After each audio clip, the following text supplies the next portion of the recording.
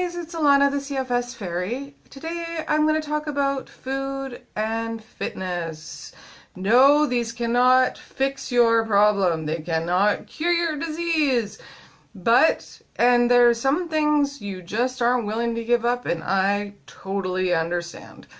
So, first of all, you have to take into account when diet and fitness that you don't only have chronic fatigue. You probably have multiple conditions that kind of interfere with each other. So for me, I have central sensitivity syndrome, which under that umbrella, I have chronic fatigue, migraines, tension headaches, chemical sensitivities. I have environmental sensitivities such as light, sound, smell, and touch. I am hypothyroid, but only in the T3, so that makes things a little complicated. And then also very anemic, and so I have to take medications and supplements for those things as well, and watch my diet in those areas as well as for the chronic fatigue. So when it comes to food and fitness, you can only do what you can do, and you not have to figure out what your limitations are. Now, I have a plan that I have for me, like basic. This is what my goal is for every day. So every day I get up between 7:15 and 8:30, and I take my thyroid medication. And then if I'm having a really crappy day, this is bare basics: brush my teeth, brush my hair, splash some cold water on my face, and then I have to do a multitude of things at the same time. I have to get my kids off to school, and it has gotten to the point where actually all three of my children now have to walk or ride their bikes to school, even though they're 8, 10, and 12, and they go to 3 different schools. And because they're in French immersion, they're actually quite far away, but they've agreed to take care of themselves, and 2 are pretty good at getting themselves out the door. It's just the youngest that needs help, and he's very he has lots of other issues, learning disabilities and stuff, so it takes a lot of hand holding to get him out the door. So no matter how horrible I feel, I have to get downstairs and get him out the door. And I have to feed the dog, and I have to take the dog for a walk. So those are my have-tos. So I go downstairs, and while getting him out the door and feeding the dog and letting the dog out, for a quick pee before I take her for a walk, I put on the kettle. And then I slice up an orange, and in advance I've made large breakfast muffins. I will put the recipe or link to the recipe down in the comment section. And I try and make them as high protein as possible, because I try and include protein in every meal. Not because it gives me energy per se, but it keeps me full so that I can get the other stuff I need to do, including resting. Because if I don't eat protein, then I get hungry, and then it kind of interferes with getting other stuff done. So I make sure that I get protein. Now, the one thing for me, I'm not giving up my International Delight coffee mate. I've said that in other videos. It's like my favorite thing. With Tetley tea, it tastes like cotton candy. It's awesome.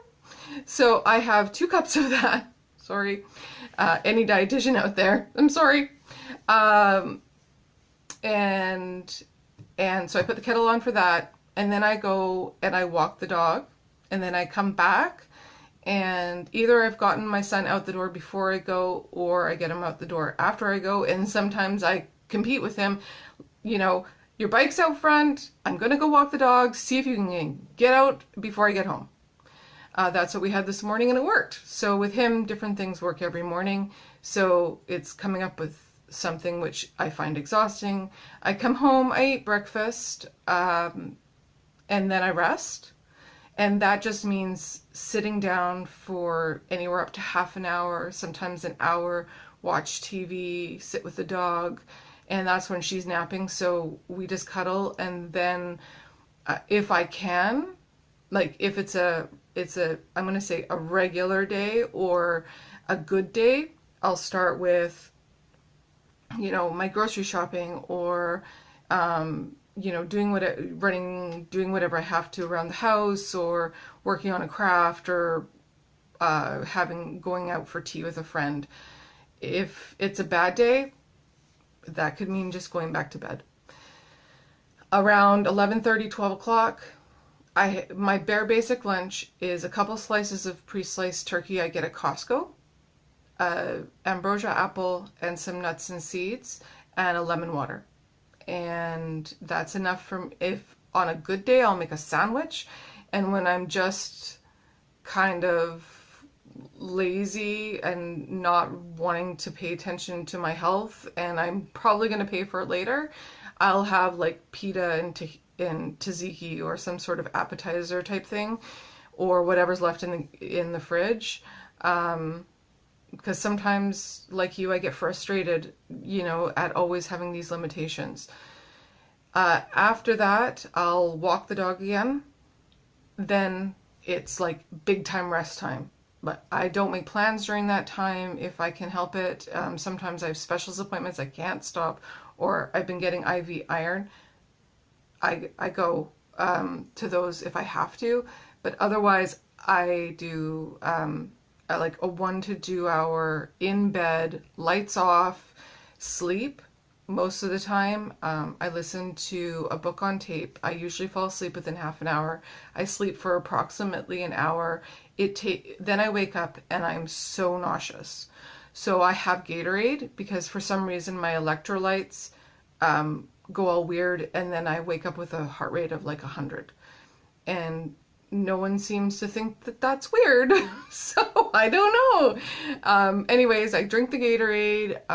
It usually takes me about 20 minutes to get up and, you know, be functional. And then it's, you know, receiving the kids home, getting them, doing their homework, and set up for whatever's going on in our evening. And then I rest again.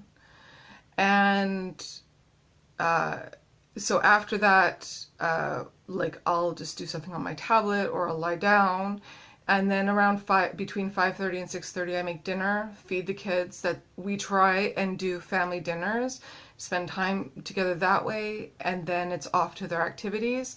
Between 8 and 9 they go to bed, and usually my husband's in charge of that, but my kids are pretty viscerally attached to me, and this whole last 15 weeks has been really difficult on them, so they're coming to me a lot, but I tend to be lying down somewhere.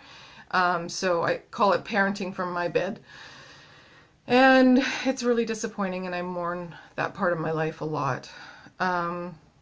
Anyways, and after that I tend to lose a bit of my reserve, and I have a treat. I don't know why, but it's stupid, because then I usually fall asleep right afterwards, and I go to sleep between 10 and 11, and I have no problem getting to sleep.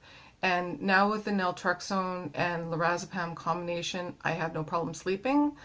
I just wake up not refreshed and start the whole system over again.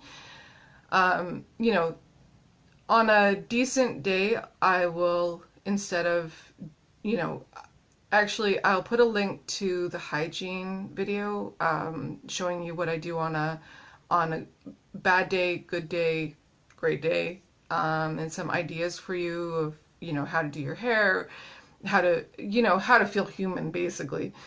So if you have multiple conditions, you might want to consider seeing a dietitian. But things I've added, because of the chemical sensitivities, I've actually become food sensitive too. So I have to limit a lot of what I eat. And, you know, a lot of it is down to fruits and vegetables, you know, meat, and things that aren't processed. And I make a lot of home cooked meals because it's really important to my family. And so that's where I put my energy. But that might not be where you can put your energy or want to put your energy. yeah, so basically I'm looking to get 5 good hours of energy in a day, not like 16 hours of slogging energy. And I found with this system and this diet, usually at the end of the day, I'll walk the dog one more time. On a really bad day, I'll get the kids involved to walk the dog, but it tends to be quite the argument. So I try, even if I have to walk really slowly, to walk the dog 3 times a day. I am finding that's really difficult for me, so 2 times a day is sort of max. Yeah, so anyways, that's, you know, you have to set the limit of what you can do. And I kind of make a rule for myself not to push myself more than 5% past my limitation. Because you know that feeling when you're starting to feel that disoriented, sick feeling, like you're walking through mud. That's you hitting a wall, and you need to listen to that and not push yourself much past that, because you're only doing yourself harm. Anyways, so hopefully that's helpful. Hopefully today's a good day. If today's not a good day, tomorrow might be better. Surround yourself with love, and we'll see you next week. Thanks for watching. Oh, and remember, subscribe, share, watch the other videos, make me feel loved. So I hope you're all doing well. Take care. Bye.